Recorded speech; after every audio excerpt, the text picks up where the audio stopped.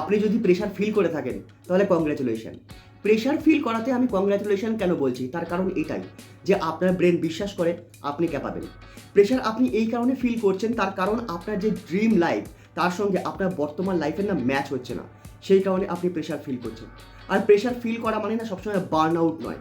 Pressure feel করা মানে এটা যে আপনার ব্রেন বা আপনার মধ্যে, আপনার সাবকনসিয়াস মাইন্ডের মধ্যে সেই বিশ্বাস আছে, যার ফলে আপনি এই প্রেশারটা ফিল করছেন যে আমি আরও অনেক কিছু তৈরি করতে পারি বা আমি আমার লাইফে আরও এগোতে পারি, কিন্তু এখনও এগোতে পারছি না, তার কারণ কোনো না কোনো জায়গায় আমি স্টাক আছি।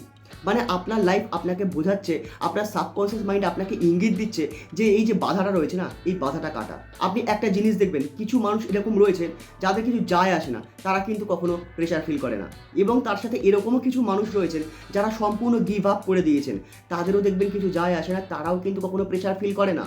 তো আমার কথা হচ্ছে এটাই, যেদিন আপনি বা আমরা এই প্রেশারটা ফিল করা বন্ধ করে দেবো না, তাহলে সেই দিনকে না আমরা নিজেরাও এটাই বুঝতে পারবো যে আমরাও প্র্যাকটিক্যালি মন থেকে গিভ আপ করে দিয়েছি। আর আমি ঈশ্বরের কাছে প্রার্থনা করি, ইউনিভার্সের কাছে এই অ্যাফার্মেশনই বলি যে সেই দিন যেন কোনোদিন না আসে। তার কারণ আমাদের সবার এগিয়ে যেতে হবে, আমাদের ম্যানিফেস্টেশনকে পেতে হবে, আর আমাদের লাইফে এখন অনেক কিছু করার আছে। তাই যদি আপনি প্রেশার ফিল করেন, ইটস ওকে, নো প্রবলেম, এগিয়ে যাওয়ার সময় এসেছে।